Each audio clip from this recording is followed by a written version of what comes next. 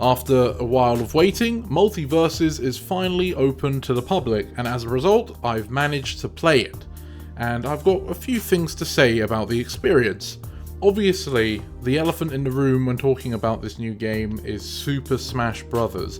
Because Multiverses is a platform fighter, which is a genre Smash has very much pioneered and remained dominant in ever since the first game on the 64.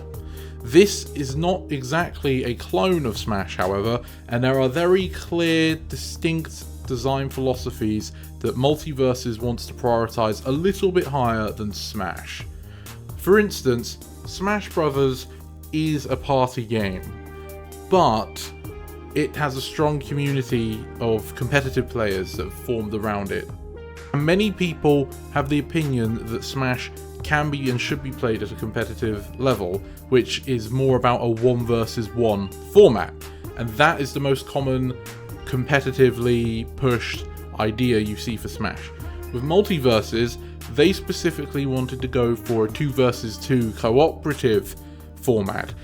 And even though I was referring to competitive formats exclusively there, it has a trickle-down effect to even the casual level, because with the aim of having a cooperative competitive mode, it means more features of the game are supposed to work for 2 players rather than for 1 or for a free-for-all.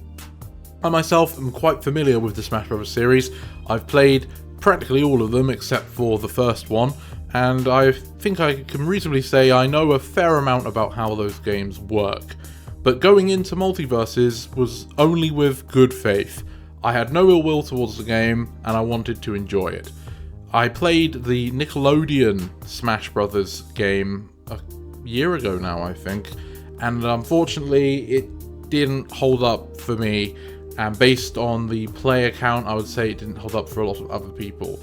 I think it's safe to say though that Multiverses has a stronger start, if not thanks to the fact it has a higher budget. The gameplay is smooth. It doesn't feel like anything has been skimped out. The animations match the movements properly.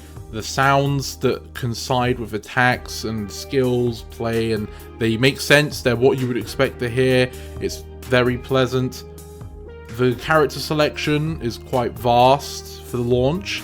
Since this is a free-to-play game, they are introducing characters slowly over time, with a battle pass sort of structure where you can earn golden points as you play, or you could spend some real money to fast forward the process. But I've been playing for free, and I've only experimented with 2 of the characters right now. When you first start the game, you're given Wonder Woman, who is sort of a tanky character, but I feel like she was a good choice for a beginner because she can take a lot of hits but also deal quite a bit of damage, and has some ways to protect herself and her friends, so you can get used to being a bit more of a team player. Though it is a bit strange that Shaggy is in the marketing and is also the sort of standard Mario character, but you don't actually start with him. You have to unlock Shaggy, which I found interesting. I wonder if it was always intended to be that way or not. Then the stages that you play on, they're okay. None of them are super standout in my mind, although maybe that's unfair. They are fine to play on for the most part. There's 1 or 2 that can be a bit annoying sometimes. I think specifically there's this haunted house one, and if you don't know how the floor transition works, you might get annoyed that the stage stays broken forever, but there's actually some levers you can manually hit to restore the floor there. But the stages, yeah, they're fine. Though the music for the stages is less good. It's not that what's playing is bad, it's that it doesn't really get you pumped up for a fight. That doesn't really matter in the grand scheme of things, because getting punched in the face by someone else is a good motivator to hit back. It's just something I've noticed, in fact, with all of the game's soundtrack, that it's pretty tame and slow and classical, and I would have just liked a little bit more of some hyperactive, energetic songs thrown into the mix, but that is what it is. There is a surprising amount of depth to the gameplay, which might not be apparent when you first play.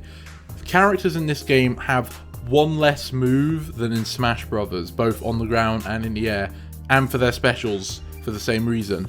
But despite that, there seems to be more going on for the majority of the roster, because there are in-depth mechanics that each character has unique to themselves, a personal trait, but then on top of that there are global ones such as elemental damage, fire, ice, lightning, and other things like that. And these elements can interact with each other to cancel them out or cause a unique effect. And then beyond this, certain characters or their attacks also can interact with elements to enhance or change them. Character synergies are also quite important since you're playing a 2 vs 2, so whoever your ally is going to impact what you're going to do or how easy you're going to be able to take someone else on. But some moves directly affect the partner. Wonder Woman, for example, can use a shield bash that applies some armor while she's doing it. If she phases through her teammate, it will also grant them some temporary armor at the same time. And then there's characters like Batman, who gets powerful and faster when he's in smoke.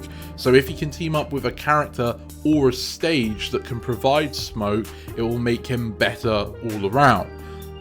These strategic choices go even further beyond this because of the perk system. At first, when the game was not yet out, I was worried that perks were going to be this pay-to-win system where you can get stupid things like have double your power or respawn faster and just slap them on your characters and completely break the balance.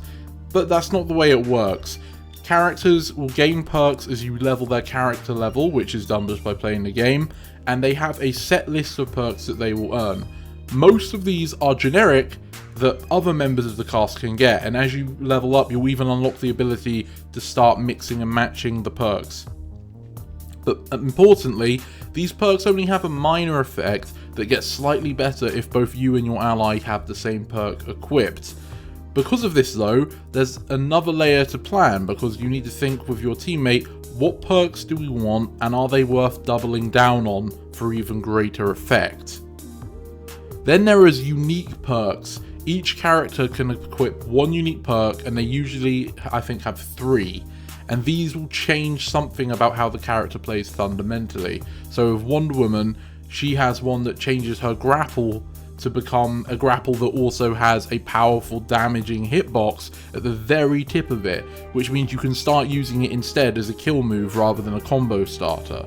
So characters can have one of 3 of these unique things once they've unlocked them equipped to change the way they play, and depending on who you're against or who you're teaming up with, you may have a very specific strategy in mind that takes advantage of one of those unique perks. The cooperative nature of this game, I think, has actually worked in its favour, at least for me.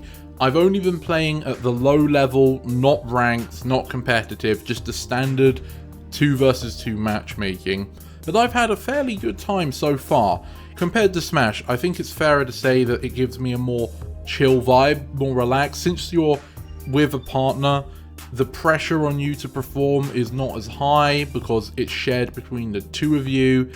Something about it just changes the way that the match feel. Maybe even the music I was saying that's slower and calmer, perhaps it just helps the whole game feel slower and calmer. For some reason, losing just doesn't feel as bad as I remember it in Smash, but that could just be because I'm inexperienced, so I don't feel like I've got anything to lose. I know that there are people already figuring out some high-tech stuff in the more competitive arenas of this game, but for me, and I think for a lot of people, they're probably just going to want to play it casually, and for that it does feel nice and calm. You can experiment with the characters and just get a feel for it. I would recommend you pick it up since it is for free and try it out for yourself.